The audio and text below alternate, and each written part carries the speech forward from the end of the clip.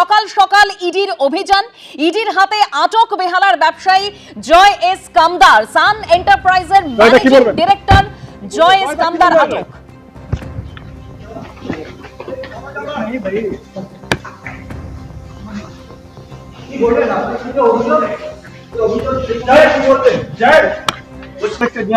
জয় কামদার আপনার বিরুদ্ধে একের পর এক অভিযোগ করছে ইডি, কি বলবেন? জয়দা কি বলবেন? জয়দা কি বলবেন?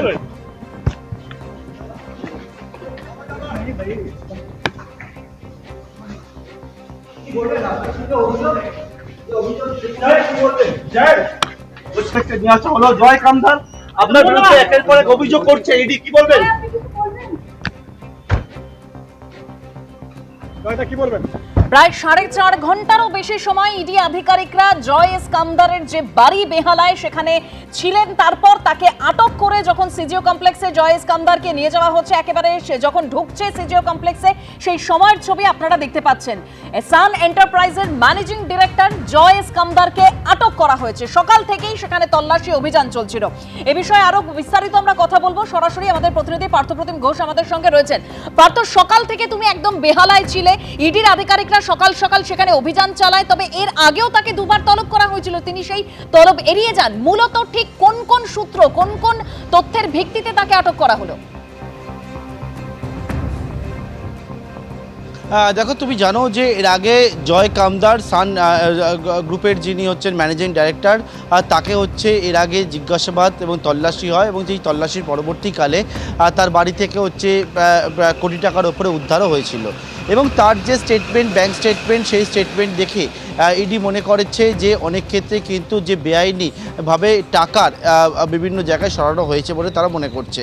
এবং এই জয় কামদারের বাড়িতে আজকে ইডি গিয়ে পৌঁছায়। তার আগে দুবার নোটিশ পাঠানো হয়েছিল, সেই নোটিশে হাজিরা এড়িয়ে গিয়েছে জয় কামদার। আজকে বেহালা জ্যোতিষরয় রোডে তার যে বাড়ি রয়েছে সেই বাড়িতে ইডির আধিকারিকরা সকালে পৌঁছে যান। পৌঁছে যাওয়ার পর দীর্ঘক্ষণ ধরে ওই ইডি অপেক্ষা করে থাকে। বাড়িতে প্রবেশ করতে গিয়ে তারা কিন্তু প্রবেশ করতে প্রথমে পারেনি। তারপরে ইডি তার বাড়িতে প্রবেশ করার পর জিজ্ঞাসাবাদ করে, তল্লাশি করে, এবং এর পরবর্তীকালে যে বিষয় জানা যাচ্ছে সেটি হচ্ছে যে একেবারে যে জয় কামদারকে আমরা দেখলাম তার বাড়ি থেকে ইডির আধিকারিকরা সেখান থেকে বেরোলেন, এবং ইডির যিনি আধিকারিক তিনি হচ্ছেন জয় কামদারের যে ব্যক্তিগত গাড়ি রয়েছে, একটা BMW গাড়িতে করে জয় কামদারকে নিয়ে ইডির আধিকারিকরা সেই গাড়িতেই ছিলেন, গাড়িতে করে নিয়ে সিজিও কমপ্লেক্স, আমরা রয়েছি সিজিও কমপ্লেক্সে নিয়ে পৌঁছেছেন। এবং জয় কামদারকে নিয়ে পৌঁছানোর পিছনে ইডির তরফ থেকে বলা হচ্ছে জয় কামদার যে তথ্য দিচ্ছেন সেই তথ্যের উপর ভিত্তি করে তারা মনে করছেন আরও জিজ্ঞাসাবাদের প্রয়োজন রয়েছে, এবং সেই জন্যই কিন্তু জয় কামদারকে এই মুহূর্তে সিজিও কমপ্লেক্সে ইডির যে অফিস রয়েছে সেখানে নিয়ে আসা হয়েছে, এবং তাকে আটক করে সেই জিজ্ঞাসাবাদ করা হচ্ছে।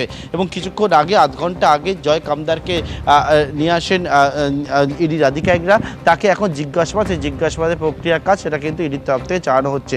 মূলত ইডি জানাচ্ছে যে আগেও তলব করা হয়েছিল যে বিষয় জানার জন্য, সেটা হচ্ছে এই যে আর্থিক যে একটা বেনিয়ম তারা পাচ্ছে, সেই আর্থিক বেনিয়মের পরিপ্রেক্ষিতে তাকে জিজ্ঞাসাবাদ করার প্রয়োজন রয়েছে, এবং কিন্তু সেই জিজ্ঞাসাবাদে হাজিরা এড়িয়েছিলেন। আজকে তার বাড়িতে পৌঁছে যান, বাড়িতে পৌঁছার পর জিজ্ঞাসাবাদ, তল্লাশি, এবং তার পরবর্তীকালে জয় কামদারকে নিয়ে ইডি আধিকারিকরা পৌঁছেছেন আধ ঘন্টা আগে সিজিও কমপ্লেক্সে।